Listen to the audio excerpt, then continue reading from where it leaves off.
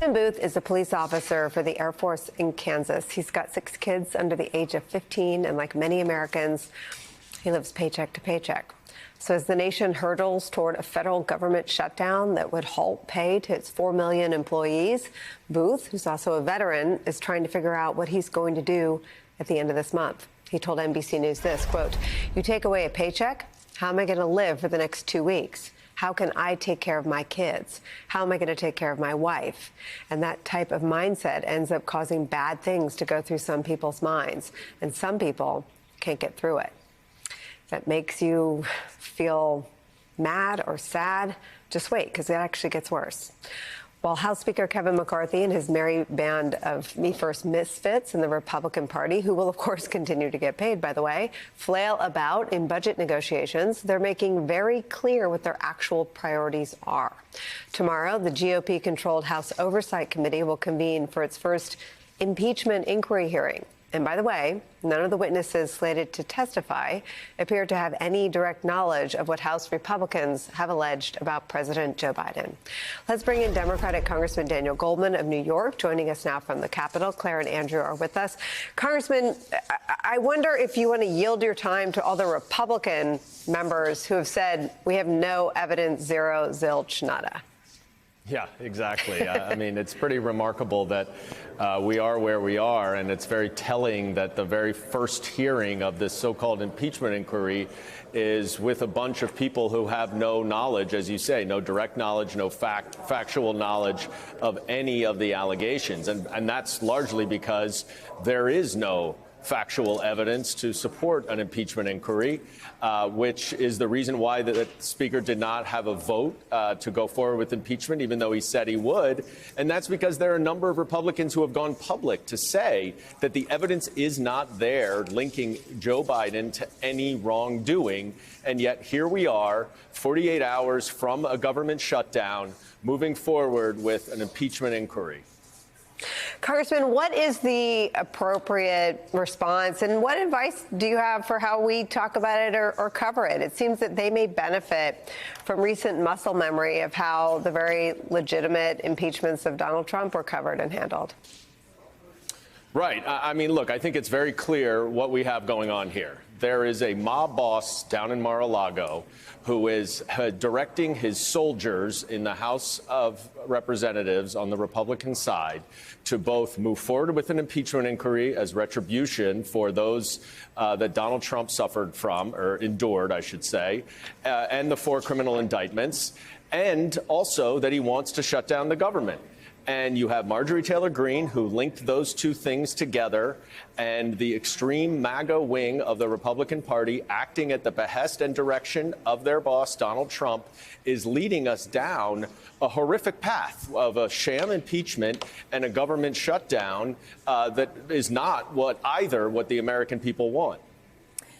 Congressman, I'm curious, from where you sit, it appears from where I sit that Kevin McCarthy is the worst negotiator in the history of Washington politics.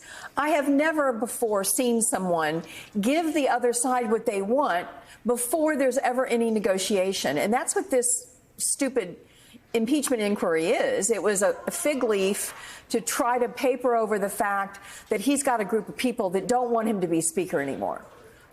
They just don't want him to be Speaker anymore. And he can't keep the government open without Democratic votes. I think that's pretty clear. So how's this end? Are we going to be calling somebody else Speaker before we're saying trick or treat? Look, I think there's a lot that remains to be seen. And as Leader Jeffries said earlier today, we stand ready to pass the Senate continuing resolution that they are going to put forward. The Democrats in the House support that. We do not want a shutdown. We do not think a shutdown is justified.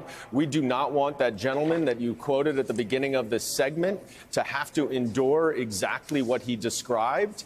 And the preposterous posture that the Republicans have here by not only leading us into a shutdown, because remember, Claire, and you know this, all the bills that they are working on right now do nothing to prevent a shutdown.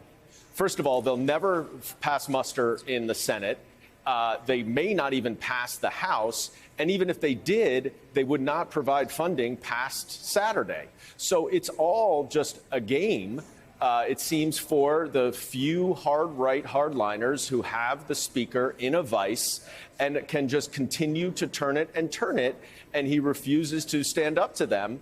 And so now we have this parallel tracks of this absurd impeachment inquiry, and going into a government shutdown is even made more preposterous by the fact that Chairman Comer has said that the impeachment staff are essential employees, so they will get paid and they will go forward with the impeachment inquiry, while gentlemen like the one you referenced earlier will not get their paychecks, as will hundreds of thousands of other federal workers. It is a sad, sad state of affairs, and I don't know what the way out of it is unless Speaker McCarthy is willing to partner with Democrats and the Senate in order to pass a very reasonable continuing resolution that the Senate is putting forward. Congressman Goldman, I was wondering if you heard our last segment. We were busy talking about the sort of increased rhetoric about violence and the threats of violence that are going on in this country. Obviously, we all lived through January 6th, but just the rhetoric coming from the former president and the actual instances of violence that we're seeing. And now we're seeing it with respect to not just the election workers, Ruby Freeman and Shane Moss, with respect to threats to judges, prosecutors, jurors needing to be protected, family members. And I was wondering if you thought there was anything that people in Congress could do. They're obviously in connection with the impeachment. You're seeing some rational Republicans peel off from this. Is there any chance for there to be any sort of condemnation in a bipartisan way for trying to tone this down before we see essentially, some really horrific action occurring? Yeah, and Andrew, as you well know from your organized crime prosecution days, these are the tactics of a mob boss. And I was so struck by the excerpt in The Atlantic of Mitt Romney's book, where he said that he had Republicans tell him that they changed their vote because they were afraid for their families.